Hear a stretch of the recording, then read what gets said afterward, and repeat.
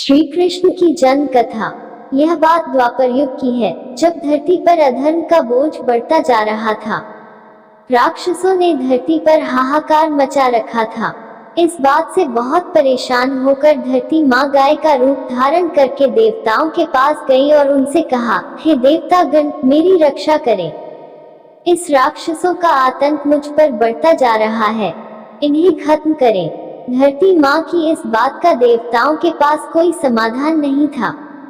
इस पर उन्होंने ब्रह्मा जी के पास जाने का निर्णय लिया और धरती माँ के साथ सभी देवता ब्रह्मा जी के पास गए। वहां पहुंचकर उन्होंने ब्रह्मा जी से विनती की, प्रभु, मेरे ऊपर से दैत्यों का यह भार कम करें, मैं बहुत परेशान हो गई हूँ। ब्रह्मा जी ने उनकी तरह देखा और कहा, इसका उपचार सिर्फ भगवान विष्णु कर सकते हैं। देवी, आप उन्हीं के पास जाइए। ब्रह्मा जी का कहा मानकर उनके साथ धरती माँ और सभी देवतागण भगवान विष्णु के निवास क्षीर सागर पहुँचे। उस समय वह शेष नाग पर लेटे हुए आराम कर रहे थे। वहां पहुंचकर सभी ने उन्हें प्रणाम किया और पूरी कहानी सुनाई। पूरी कहानी सुनकर भगवान विष्णु ने कहा, हे देवी, परेशान न हो, मैं मनुष्य के रूप में पृथ्वी लोक पर अवतार लूंगा और पाप को खत्म करूंगा। उनकी यह बात सुनकर धरती माँ खुशी खुशी वहां से चली गई। इधर मथुरा में राजा उग्रसेन राज किया करते थे।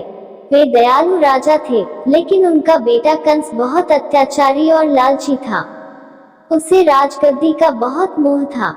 एक दिन उनसे अपने बल से राजा उग्रसेन को सिंहासन से उतारकर जेल में डाल दिया और खुद राजा बन गया। लेकिन कंस अपनी बहन देवकी से बहुत प्यार करता था। एक दिन देवकी की शादी राजा शूरसेन के पुत्र वासुदेव के साथ हुई।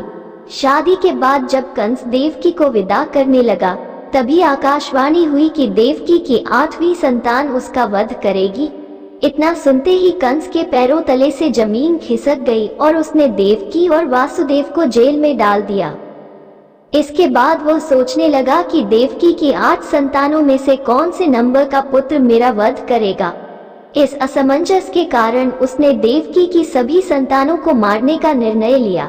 एक एक करके उसने देवकी की 6 संतानों को एक चट्टान पर पटक कर मार डाला। भगवान विष्णु की योजना के अनुसार शेषनाग देवकी की 7वीं संतान के रूप में जन्म लेने वाले थे। जब देवकी 7वीं संतान से गर्भवती थी, तो देवताओं और भगवान ने तरकीब से उनका गर्भपात करवा दिया।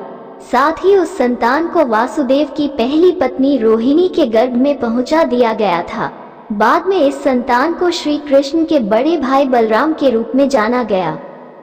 इसके बाद भाद्रपद के कृष्ण पक्ष की अष्टमी को रोहिणी नक्षत्र में देवकी की 8वीं संतान ने जन्म लिया। उसके जन्म लेते ही सारे सैनिक अपने आप सो गए। देवकी और वासुदेव की हथकड़ियां खुल गई और जेल के दरवाजे भी अपने आप खुल गए। उन दोनों को कुछ समझ नहीं आ रहा था और तभी आकाशवाणी हुई कि इस पुत्र को गोकुल में नंद बाबा के यहाँ छोड़ आओ। उन्होंने ठीक वैसा ही किया। उन्होंने टोकरी में श्री कृष्ण को लेटाया और यमुना नदी के पार गोकुल में छोड़कर आ गए और वहां पालने में सोई बेटी को अपने साथ जेल में ले आए। वासुदेव के वापस आने के बाद सब कुछ पहले जैसा हो गया। हथकड़ियां और जेल के दरवाजे वापस लग गए और पहरेदार होश में आ गए। होश में आते ही सैनिकों ने देवकी की 8वीं संतान की खबर जाकर कंस को दे दी। कंस दौड़ता हुआ जेल आया और देवकी की गोद से उसकी संतान को छीन लिया।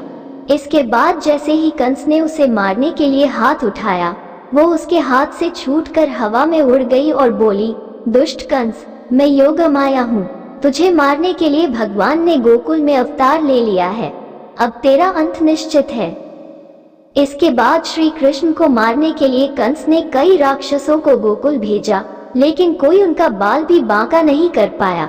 अंत में उन्होंने कंस का संहार किया और मथुरा को उसके आंतक से आजादी दिलाई। दोस्तों, वीडियो पसंद आई कमेंट में जय श्री कृष्णा जरूर लिखें और चैनल को सब्सक्राइब करना बिल्कुल ना भूलें। धन्यवाद। जय श्री कृष्णा। राधे राधे।